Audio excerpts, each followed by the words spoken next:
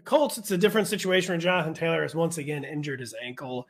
His week 16 status is uncertain, but I mean, the Colts season could not be deader or more door-nailed than it is after blowing a 33-0 lead against the Minnesota Vikings.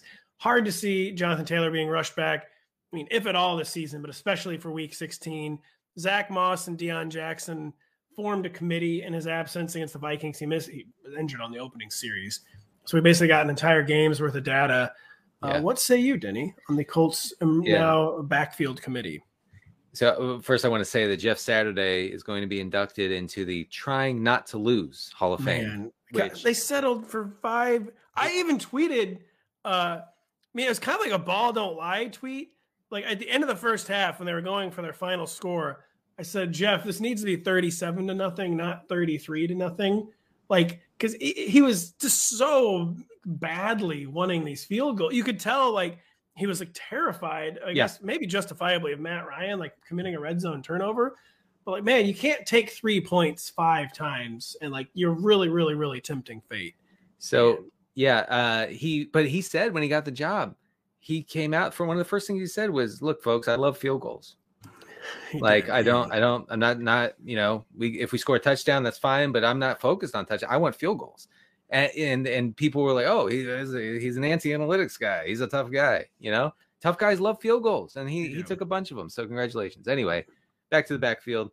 It looks like Zach Moss is the primary back here, lead back. He played 67% of the team snaps in Taylor's place against the Vikings. He saw 24 carries in one of the worst game plans of all time. While we're running more pass routes than backfield mate Deon Jackson. But what did he do with those pass routes, though, Denny? Didn't do anything. 0 catches on 1 target. I wrote in my waiver column, which will be out tomorrow on NBCSportsEdge.com, that Deon Jackson's probably better. Remember, you can't say tomorrow. I meant in the next several days, or it's live on Tuesday. Which could be today. It could possibly be today. The Jackson is better probably than Moss. Probably doesn't matter because Jeff Saturday is the coach and he'll just play whoever he wants to play. It doesn't matter if they're good or not. So I do think Deon Jackson's worth rostering, but looks like Moss is going to be the guy. Yeah, they're both definitely worth rostering. And Deon Jackson is like more of a 3-down skill set, which is kind of like overstating what Deon Jackson has. But they were willing to use him on all 3 downs earlier this year, once or twice. Probably, even though he ran fewer routes than Zach Moss, probably has a lot more pass catching up. So I could see, it is very often you see things, even though this was an entire game that they basically played, you see like there's a huge difference a lot of times between the way players are deployed versus if something happens mid-game versus when they have an entire week to game plan.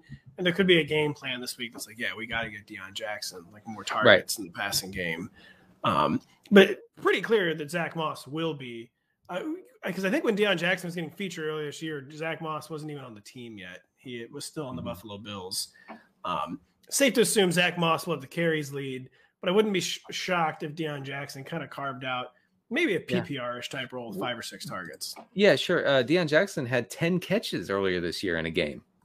So he's proven he can do that. He can serve that role. And if he does get all or almost all of the pass catching work, then it really deflates Moss's PPR potential. It would make him more touchdown dependent, obviously. I think Moss in general probably needs to be treated as like touchdown dependent, but can maybe kind of be like a poor man's Deontay Foreman almost, which you don't even really want to be like the rich man's Deontay Foreman. That's tough. But who are the Colts playing here in Week 16, Denny? They are playing the they're playing the Los Angeles Chargers, who do have a rather poor run defense. So they actually have the easiest running back schedule over the next 2 weeks. The Chargers at the Giants, and then if you're playing in Week 18, the Houston Texans, who also have a horrible run defense. Yes, they do. But the Giants, low-key, are horrible against the run. They are. Maybe Zach Moss is going to make himself some money here. Well, he might have a year left on his rookie contract, though. But Denny, Kadarius Toney returned in week 15, but it was 1 target and 5 snaps. They do not have trust in the man. And now Mecole Hardman is coming off injured reserve in Week 16 against the Seattle Seahawks, finally returning from his abdomen injury. Just kind of, I think, like, it's so hard to give up the dream with Kadarius Toney because it's like, oh, he's so talented. Yeah. But clearly, I think they've learned like that we can't, whatever we get from Kadarius Toney is a bonus. I think they're going to see a fairly large Mecole Hardman role. Will it translate to any fantasy value whatsoever with all 32 teams playing? I still think Hardman's a pretty thin option. He'll be the number 3 pass catcher in the offense. Maybe number 4 if you throw in McKinnon, because I'm Kelsey, Juju, McKinnon, then Hardman. Hardman does see decent involvement inside the 10, right? So he scored 4 touchdowns in a 4-game span before his abdomen injury put him on IR. That sounds made up. Yeah. Look it up, nerd. And most of those were short touchdowns. So he does have that going for him, which is nice. But his route rate was not great during that 4-game stretch. I'm focusing on that 4-game stretch because he did see increased usage as a pass catcher and slightly as a rusher in that span. I think he's a better option than Justin Watson, who's just out there running wind sprints every week. He is. He's a good sprinter. And dropping a 50-yard pass from Mahomes against the Texans. Ooh, I actually had not heard that. Yeah, pretty bad. So I think he's going to be an improvement over that, but I still think probably Hardman is more of like a 14-team start than a 12-team start. Yeah, it's hard to see how in a 12-team league you'd want him as your 3rd wide receiver or like your 2nd flex. That's right. Maybe if you have like an injury apocalypse. There hasn't been many injuries, knock on wood, the past 2 weeks. You'll want to play Mecole Hardman, but it does seem much more like a 14-team, maybe like a 14-team dynasty league play. Even. I think you'd be hard pressed to want to get Mecole Hardman in there. And we gotta give up the ghost on Kadarius Toney. It's just, man, I'm so exhausted by the whole thing. I know he's almost become like an Elon Musk, like Twitter type situation. Like enough. Please, I need to clear that space of my brain for other things. Yeah, I know. So.